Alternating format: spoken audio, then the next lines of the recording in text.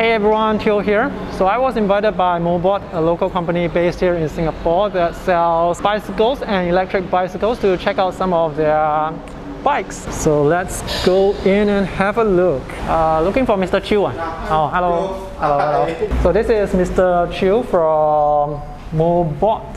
Hello. Yeah. Hi. So you can find their shop here in this building. What's this building called? This is Vega Plaza. Vega Plaza. Yeah, correct. So it's actually located at Bukit Batok. Okay. So is this your only shop? No, we actually have 4 locations in Singapore. Oh. So currently, Mobot is the only so-called brand that has 4 outlets distributed throughout Singapore. Oh, okay. So basically, I'm here to let you guys know what are the things you should look out for before you actually buy one, because nowadays there are a lot of laws and regulations regarding riding like motorized or motorbikes. Alright, so we'll have Mr. Chiu explain to us like what are the things we should look out for. By the way guys, I have absolutely no knowledge about all these electric bicycles. That's why I'm asking all these questions that might be interesting to you guys if you want to buy one. So yeah, I'm going to try to ask as many questions as possible. Probably the first thing I want to share is that how do you actually differentiate between an e-bike and a normal bicycle? So the key difference is actually an e-bike is actually powered by an electrical motor, which is this one. Okay. And the power supply actually comes from the battery, so which is this. E-bike. Okay. Correct. So it's actually called electrical bicycle. In some countries, it's called pedal assisted or it's called power assisted. What's the difference between electric bicycle and e-scooter? Okay, then if you're going to talk about electrical scooter and e-bike, then the key difference is actually the pedal. Oh. So for e-bikes in Singapore, so it's fundamentally still a bicycle. So you need to have a pedal, you need to have a design that is like a bicycle. The LTA doesn't allow an e-bike to have throttle. Oh, okay. Correct. Throttle. So in e-scooter you can have a throttle, but in e-bike you cannot have a throttle. So what's the throttle? So basically the throttle, when you turn the throttle, it basically just goes lah. You don't have to pedal. Is it like those motorbike accelerators? Correct. It's similar to okay. those in the motorbike. Okay. So LTA actually doesn't allow this. That's why in Singapore context, you need to pedal in order to get the motor to start running. If you don't pedal, the motor automatically cuts off. If somebody try to sell you an e-bike with a throttle, then it's basically illegal lah. Because all e-bikes in Singapore with a throttle is illegal. Every e-bike in Singapore these days, it has to be type approved by LTA, and each and every single unit has to be so-called sealed and registered by an authorized center appointed by LTA. So how do you actually identify whether an e-bike is been inspected before or is been approved for use in Singapore? You look for this orange seal. Oh, okay. So this is a tamper-proof seal. This is installed by LTA. Correct. This is installed by LTA Authorization Center. So every seal has a unique number, which is unique to this particular e-bike. This data goes on to the LTA One Motoring database. So any kind of transfer, any kind of issues is being identified by this identification number. Okay. So without this, your e-bike basically is illegal. Okay. So take for example, if you try to bring in something that is similar from overseas and try to use it in Singapore, even though it looks the same, but the very fact that it doesn't have this seal means it's actually illegal to use in Singapore. Okay. So what are some of the other illegal things that we should look out for? Okay. Or things that should not be on a bicycle in Singapore? Okay, in my opinion, most of the consumers actually do not understand or is not aware of how LTA actually controls an e-bike. So basically, all the e-bike in Singapore, first thing, it has to be EN 15194 certified. Wow. So when you get it certified, right, basically means this particular e-bike in its original condition is being certified to pass all the requirements. So any kind of modifications is actually illegal. Oh. So modifications like you want to say change the light, you want to change the handlebar, all these are actually illegal. Oh. Correct. So you cannot change anything.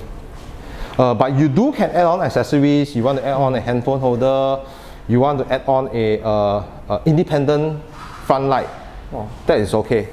It seems like there's a lot of regulation. That's why we always tell customers that for things that are regulated in Singapore, it's always good to actually buy locally from retailers, because not only that, you also been assured that whatever parts we are using to replace also meets the requirements of both the certification and LTA. Oh, so there's another regulation like the U27 what? Correct. The Okay, the UL2272 is actually a requirement for e-scooters. It doesn't apply to e-bikes. Huh? Correct. The UL2272 is an e-scooter requirement, not an For e-bike those requirement. with pedals, it doesn't apply. Doesn't apply. Oh, yeah, so okay. some people get confused. They thought that their e-bike has to be UL2272 certified, but that is actually for e-scooters. Oh, Correct. So it's a totally different testing standard. So as long as it has the seal there, it's all right. Correct. So the easiest way is actually to identify by the seal. What are some things we should look out for before we buy an e-bike, other than the regulation? Like, if I'm buying an e-bike today, what are features that I should look out for? Okay, this is Ovo. Oh. So this is Mobot's first e-bike that caters to cyclists. If you look at it from the outlook, right, you notice that it looks exactly the same as a normal conventional bicycle. Mainly because the battery is actually hidden here. Oh. And this itself is also a battery. Oh, wow, the frame is quite big. Huh? Correct, but the outlook, cyclists will find it something that they are familiar with. In a more conventional way or in the past, you tend to see e-bikes that is having oversized batteries or batteries that are being exposed, or they have a meter over here whereby it's obvious that it's actually an e-bike. But this particular Ovo, right, the battery is integrated. Even the meter is integrated. So this particular e-bike will be something that cyclists are very familiar with. Okay. I think it looks very sporty also. Correct. I'm going to show you how an e-bike actually works. This is the motor. This is the battery. So now with the system off and I turn, it functions exactly like a normal bicycle. So even if there is no battery life, you can still cycle with it? Correct, you can just cycle like a normal bicycle. Okay, now the system is on. That means now the motor and the battery is actually connected and working. So now you can notice that when I turn the pedal, you can actually hear the motor going. Oh, so when you... So it's called pedal assisted. It's because if you stop pedaling, the motor also stops. But it will still roll on? Correct. It will roll on, but the motor basically cuts off. Okay. So you can imagine if I turn, so you can notice one thing. My turning of the chain ring is unproportional to the speed. Yeah. That means I can turn very slowly, but it goes at the same speed. Basically, there is a fixed top speed. Correct. Based on the assist mode. So now I just change it to the highest assist mode, which is 3, which can reach, the motor can assist you up to a maximum of 24 kilometers per hour. Okay? That's the speed limit for e-bikes. Correct. That's the speed limit for e-bikes in Singapore. Okay. So you can see, notice there is a difference. Correct. So now the motor is spinning faster. It's reaching speeds of about 24 kilometers per hour. And you look at my pedaling, it's still the same as just now. So it's actually unproportional. So that's the good thing about e-bike. So it helps a lot when you are pedaling up slope. You need that push to let you start cycling. So this is where the e-bike comes in very good. The other kind of users will be users who are used to be cyclists. Probably they hurt their knees or they have some kind of surgery, but they still want to continue their love for cycling. But they do not want the impact anymore. They don't want to strain their legs. So this is where e-bike comes into very good use. And how about the braking system? Okay, the braking system is similar to bicycles, because fundamentally an e-bike is still a bicycle. In the case of Ovo, it's using a dual disc brake. Okay. The rear is disc brake, the front is disc brake. But this is not a standard across e-bike. You can have e-bikes that's using caliper brakes or V-brakes as some would say. So in this particular model, it's actually using disc brake. Okay. So in some models, they are using drum brakes. So this different kind of braking system is same as what the bicycles are using. So it's depending on the model itself. So when it comes to maintenance, like for example, if you want to change the brakes or maintain the brakes or change the chain ring, how easy is it to maintain? Okay, probably I'll turn this around. Like, can you bring it to a normal bicycle shop for them to service? Okay, I would say yes, especially if you buy a bicycle that is having a tire size that is very close to conventional bicycles. Like this is a 20-inch. So 20-inch, any bicycle shop with a 20-inch tire, they will be able to change it for you and replace it for you. In the past, e-bikes tend to be using 12-inch 14-inch, 16-inch. Oh. The reason is because in the past, e-bikes tend to cater a lot to food delivery riders, where the wheel size is not something they are very particular about. Rather, they are more particular about the battery size. That's why in order to maintain the 20 kg weight requirement from LTA, so the wheel size is being reduced, the frame size is being reduced to make the battery actually bigger. Oh, speaking about weight, is there any requirement when it comes to weight? Even if the bicycle is licensed, like does it have to be under a certain weight? Correct. The bicycles itself, even during the type approval process and the sealing process, it has to be under 20 kg. Oh, so this one is under 20 kg. Correct. Okay. So the easiest way for any consumer is to look out for the orange seal. Once you have an e-bike with an orange seal, basically it means it meets all the requirements of LTA. As long as you don't try to be funny and try to do something that is out of the scope, basically what happens later on if when you install those bicycle rack and then it go over, like become 21 kg? Okay, we will advise customer no, because different e-bikes have different use or purpose. So some e-bikes already come with a rack. So it's actually designed with a rack. Yeah, so in this case, choose an e-bike. If you want to be doing food delivery, try to choose an e-bike that already comes with a rack. The normal maintenance for an e-bike is the same as conventional bicycles. You need to clean the chain, you need to lubricate the chain, you need to clean the chain ring, you need to clean the free wheel. Every time before you start riding, there is also some very simple pre-check procedures that you need to do. First thing, check the tire. Make sure it's been pumped to the correct pressure. Just go through all the frame to make sure there is no crack. Any bolts and nuts, just tighten it. Okay, make sure the battery is fully charged and you are basically good to go. Does it matter if there is any gear inside? Like, is this a single speed or multi-gear speed? Okay, this is actually a single speed e-bike because you can actually notice that the free wheel only has one cock. Oh, okay. So basically, so the different modes basically is changing the motor assistance. So in this case on the Ovo, there is a low, medium, high. You want more support, you choose a high. You want a lower support, or you want to work out, then you choose the low. The motor is inside here. Correct. This correct. This entire black thing is actually a motor. It's actually a hub motor. We call it a hub motor. It's a brushless hub motor. So earlier on, I said you can change to different brands of tire. So how do you change the tire with the motor? So changing the tire doesn't affect the rim. You just have to replace this tire. Oh, just the rubber tire. Correct. So the rim is actually reused?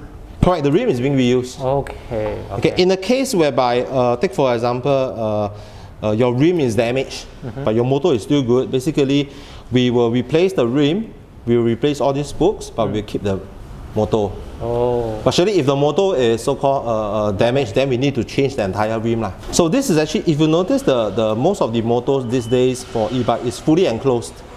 In other words, there is no dust or any debris can actually get into the motor. That's why most of the time e-bike motors is so-called having a very good lifespan. If you say it's raining and drizzling, the water won't seep in. So this is the main battery for Ovo. And there is a secondary and detachable battery, which is actually in this particular stem. It's detached, removable. Correct, it's actually removable, so it's actually here. So for riders, they can choose. Take for example, this is good enough for 30 to 40 kilometers. So this add on another 20 to 30.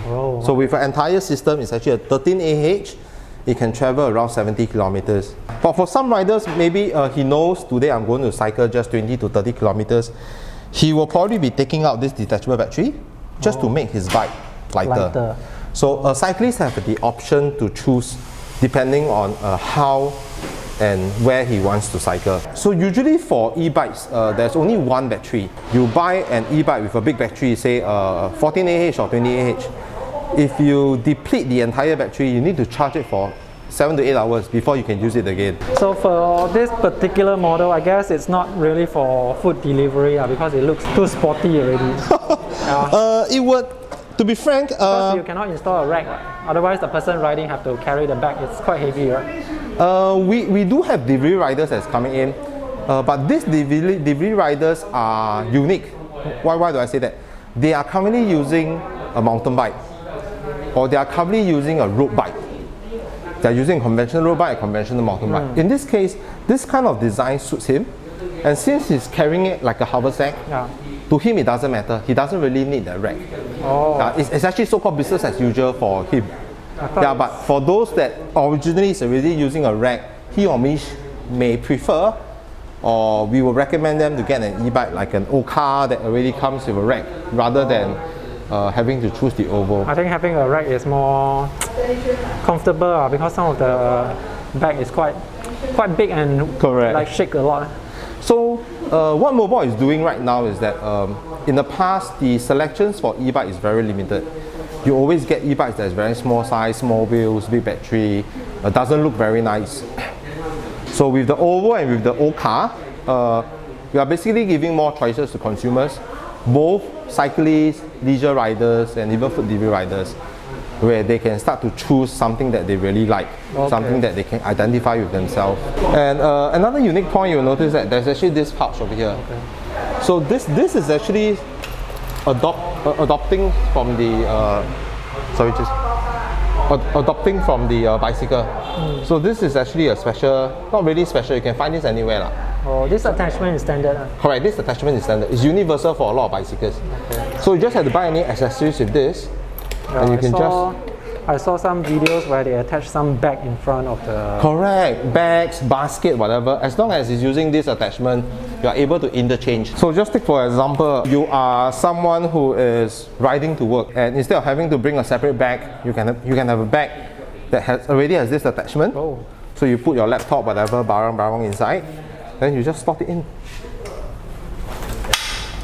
Oh, so when you want to bring this back to the office, you just take it out? Correct. So this license plate, this number, example in this case U780, this number tallies with the seal number. This will also be U780. So it's actually to make it visible lah. But the license is unnecessary lah, since it has the... No, it's required.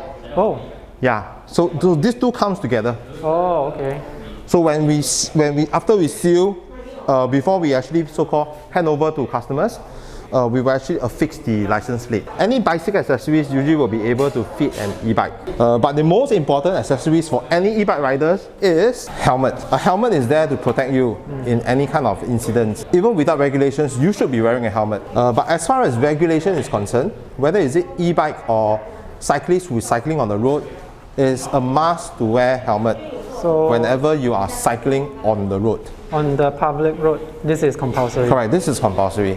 So what are some of the more popular e-bicycles that maybe delivery riders would go for?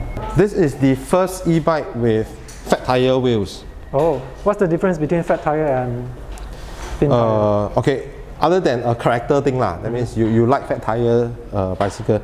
The other thing is that you tend to feel that it has suspension and it has cushion. Oh, okay. So the riding comfort is different. For those who never try fat tire before, they should come down and they try it, then they will know what is the difference between a fat tire bike and why some people really like fat tire bike. Speaking of suspension, I noticed that there's no suspension for all these bicycles. Correct. Even for Ovo, it doesn't have any suspension because suspension adds weight to it. So we need to sometimes balance between what is the wheel size, what is the battery capacity, and what is the features that we want, but still maintaining that 20 kg weight requirement as required by LTA. So where does the suspension come from? From the wheels? Correct. In this case, the fat tire bike, because it's really using a fat tire, this is a 3-inch, so it already has that suspension naturally in the tires. Second thing, the battery is using a 14Ah Samsung cell. Okay. So this is considered one of the higher quality cells in the market. And finally, for food delivery riders, it already comes with a rack, so you don't have to do any kind of retrofitting. You just have to mount your existing, or you shift an existing rack from your small e-bike over to the bigger e-bike. Basically, 14Ah battery, the AH basically means M hours.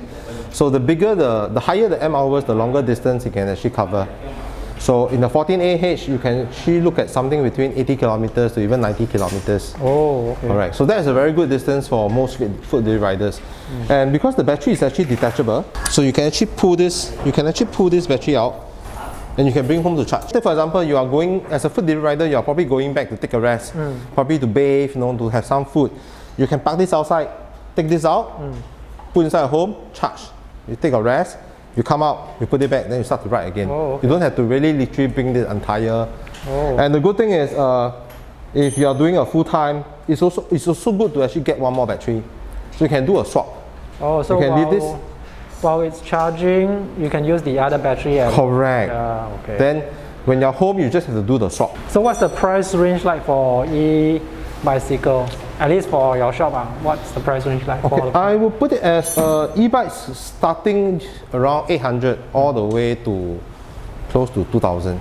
That would be the range customers are looking at. So what's the main differences between like the more affordable versus the more expensive e-bicycles? Okay, the frame material, that's one thing. The battery cells that the e-bike is actually using. And last thing will be, if it's the later one, usually the controller, the whole battery management system, including how the motor, how efficient is the motor, is certainly better than a model that is 2 years ago, 3 years ago. A lot of bicycles are using the same battery. Correct. This is a very traditional battery design. Unlike the Ovo, which is deliberately made to look very much like a normal bicycle. So for a lifespan of a battery, how long can it be used? Usually it will be very similar to those batteries used in handphones or even laptops. The charging cycle is close to 500 cycles to 800 cycles. So assuming that you charge it every day, so probably around 1.5 years you would notice degradation of the battery. In other words, probably when it's new, you are able to travel 80 kilometers for an entire charge. Probably 1.5 years later, you will look at something like probably 40, 50 kilometers. So it will be a significant difference. So that is a time where you need to consider whether the existing battery is able to still meet your requirements. The battery probably will be still working, just that the distance will not be able to cover so much because of the capacity degradation. So all you have to do, just buy another new battery. The frame itself is just like a bicycle frame. As long as you take care of it, it doesn't fall on the ground, it doesn't knock on anything. The frame is good to use many years. The motor is using an enclosed DC hub motor, so it also doesn't need to be so-called replaced. It's actually a very durable motor. The only usual things that will wear out will be like brake pads. Brake pads you need to change. Brake pads you need to. The chain may scratch as you use it. Probably half a year, 1 year, you need to change the chain. So these are normal wear and tear, just like any other bicycles. Not something that you have to really worry about. How long is the warranty? Warranty is 6 months throughout for all our e-bikes. So what does the warranty cover? It covers everything except for wear and tear. So for servicing, where do people go? Do they come back here or go to a bicycle shop? Surely we would recommend, if you do stay near any of our 4 so-called locations, then just visit any of them. So take for example, if you buy from Bukit Batok or you collect your e-bike from Bukit Batok, if you pass by, say, Woodlands, you can still drop by at Woodlands to do your servicing. So Mr. Chiu was telling me about some theory test that's going to be appearing soon in the next few months. So now riders actually have to take some theory tests. Correct. So in June, July, riders or e-bike riders and e-scooter riders, they will have to take a safety theory test. Basically, these theory tests will probably be consisting of modules on the rules and regulations of riding on road and riding on PCN. The purpose of this so-called theory test is to make sure that riders themselves understand or interpret the traffic signs and the traffic regulations just like any other road users. At the same level as car Correct, at the same level. Because it's important for everyone to, when they see a particular sign or they see a particular indication on the road, they interpret it as the exact same way. If it's a no right turn, it means a no right turn for every single one. So when LTA released the test, everyone has to actually pass it before they can ride legally. Correct. We would say riders do not be afraid of the test. It's going to be probably a lot of pictures that you can easily relate. You can see it on the road. Basic traffic laws. Correct. Okay. I mean, if you are a food delivery rider, surely e-bicycle will be a very straightforward choice for you. But putting that aside, if you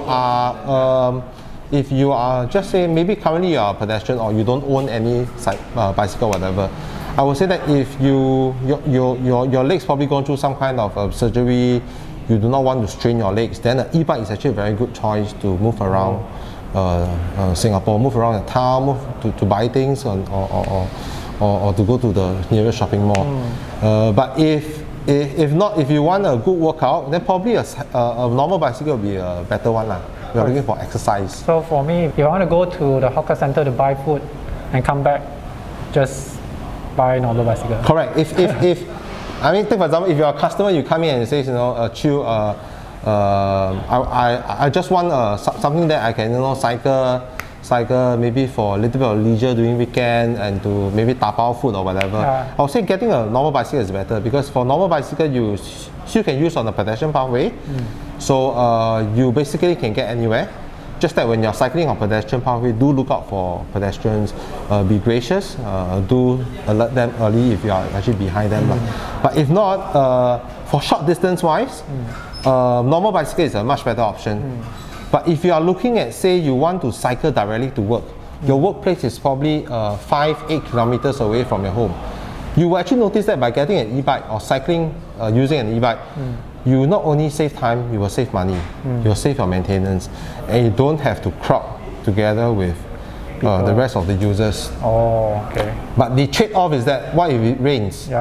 So that's why at times, if we understand what the customer wants, we may recommend a foldable e-bike as compared to a non-foldable e-bike. Foldable e-bike. Yeah, because for foldable e-bike at any one time, if it rains, you can easily fold it and just carry on your journey using the public transport. Are foldable e-bikes allowed on the train or buses? Okay, it's allowed on the train and the buses, as long as the dimensions meet the so-called the LTA requirements. So most of the foldable e-bikes in Singapore meets the requirement. But the important thing is that you have to fold. You cannot just push it into the MRT and then as it is. You need to fold it. You need to not only fold it to half, you also need to fold down the handlebar. Alright. So this one probably can go onto the train. But the important thing we also have to share with a lot of consumers is that, because you do have to be considerate in a way, because you are cycling on the road, you're cycling on the pathway, your tires are dirty. The station owner may require you to carry. In this case, an Oka may not be the best option. This one, it seems like you have to carry in order to move it, right? When it's correct. So it's I mean, you can trolley it. But the thing is that if the station manager requires you to carry it, then probably this will be on the heavier side or the bulkier side. So it very much depends on what you want. If you say you want to use it as a daily commuting, you want it to mix together with public transport, then we will recommend you an e-bike that is foldable, but smaller, compact size, and lighter in weight. Alright, so now I'm going for a test ride on this e-bike, and we'll see how it feels. By the way, I'm wearing a helmet as well. It's just a helmet built into a baseball cap. So the riding experience is very similar to just riding a normal bike, except there is very minimal effort on your part, because each time you step on the pedal, like once you step down, you can feel the acceleration instantly. So it's really effortless. As for the overall riding experience, it's no different from riding a normal bicycle. Alright, this is not going to be a review for this particular e-bike, although I enjoyed riding this a lot. Anyway, before I end this video, let me just say that choosing a bicycle is something very personal, so it's always good to head down to a bicycle shop to actually test the bicycle yourself to get a feel of how the bicycle handles. Alright, I hope this video is helpful. If you have any questions, do let me know in the comment section below. I will actually try and get Mr. Chiu to answer them if I cannot answer them myself. Thanks for watching. See you guys again. Bye.